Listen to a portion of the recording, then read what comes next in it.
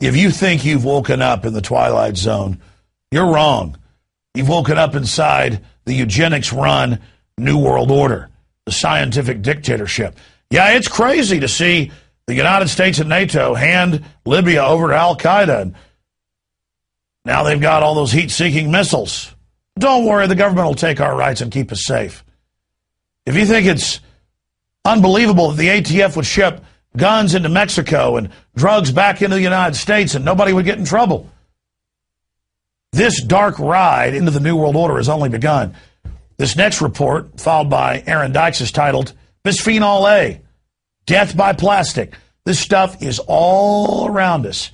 It's linked to cancer, conclusively proven.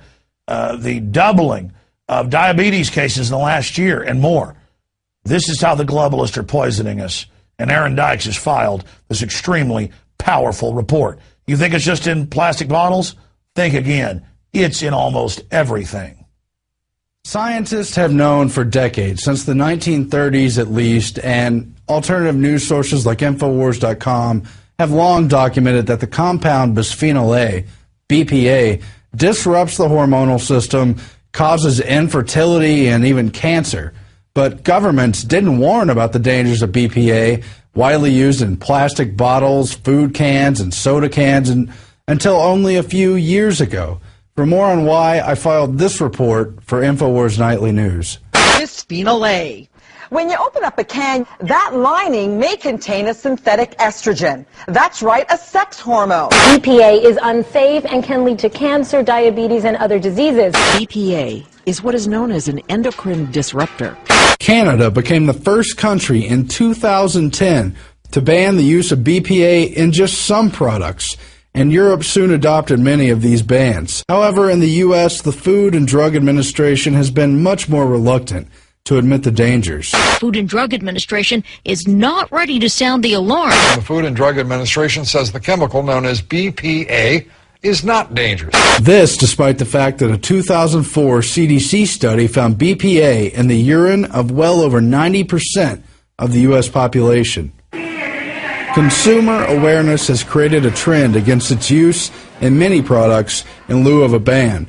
But BPA, which can alter sexual behavior and much more, has increasingly been found in abundance in a wide range of products, many of which you may not expect.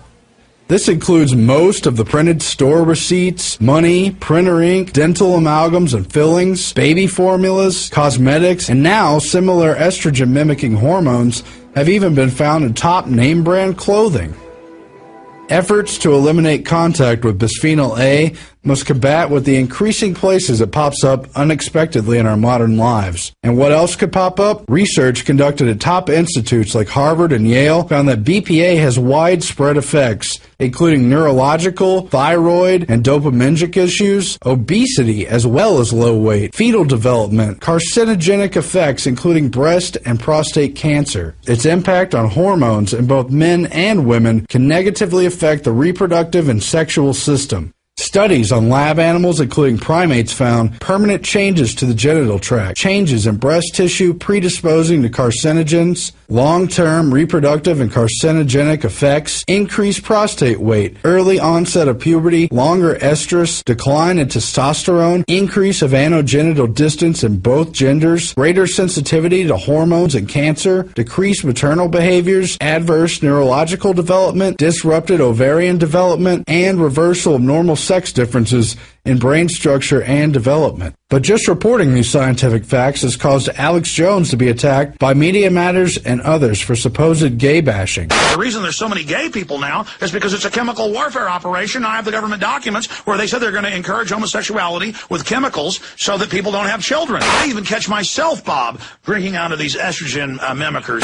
But the disruption of the body's endocrine system by pollutants put in place by man has nothing to do with sexual preference, nor what God or nature intended. In 1994, the Pentagon admittedly sought the development of a, quote, gay bomb in which it would use non-lethal chemical weapons to disrupt hormones and create widespread homosexuality, but it's happening every day in a less dramatic fashion, and the products we eat and drink, touch, and come into contact with. Are we really afraid to face the reality of social engineering through chemical assault due to politically correct taboos? The elite have stated their eugenics and depopulation agenda ad nauseum, and yet for the past 50 years, sperm rates have continued to plummet, and BPA is admittedly linked to male infertility. We're losing our humanity to this chemical subterfuge through GMOs, BPA, and other materials. We face a children of men scenario of near total infertility, and we must own up to these facts before it's too late. Back to you, Alex. Thank you so much, Aaron. And I notice here, U.S. diabetes rate doubles in last decade. That's out of the Associated Press. Most cancers have doubled in the last 10 years. They're talking about almost complete infertility by 2025 in the Western world. And a big part of it is BPA. But if you talk about fish and amphibians like frogs now having their gender destroyed, you are being homophobic towards frogs. No, that is all just a globalist distraction to keep us from looking at the facts of what this system is truly engaging in. This is a nightmare situation that our society faces, and bisphenol-A is only one small part of this larger program. The sodium fluoride in the water, the radioactive isotopes added with the fluoride in most water systems, the GMO with insect genes in plants and pesticides engineered into the plants. In every major animal study, it's reducing fertility or outright causing mutations and total sterilization within 3 generations in rats, guinea pigs, you name it. The truth is, Hitler picked up his whole eugenics program from the United States and England. I covered that in my seminal film, Endgame Blueprint for Global Enslavement. And after World War II, when they got embarrassed and the world woke up to them, they openly said in Eugenics Quarterly and other publications, we're going to go underground. We're going to repackage our system. We're going to hide things in the food and water, and we're going to get these people. And, of course, j-p-holdren, the White House science czar, wrote, we need to come up with sterilants hidden in the food and water. So many others talked about it as well. Aldous Huxley, his brother, Julian Huxley, Betram-Russell. It's up to you to go search out these facts and look it up for yourself and discover that this is the real issue, not what's coming up on television tonight on Dancing with the Stars.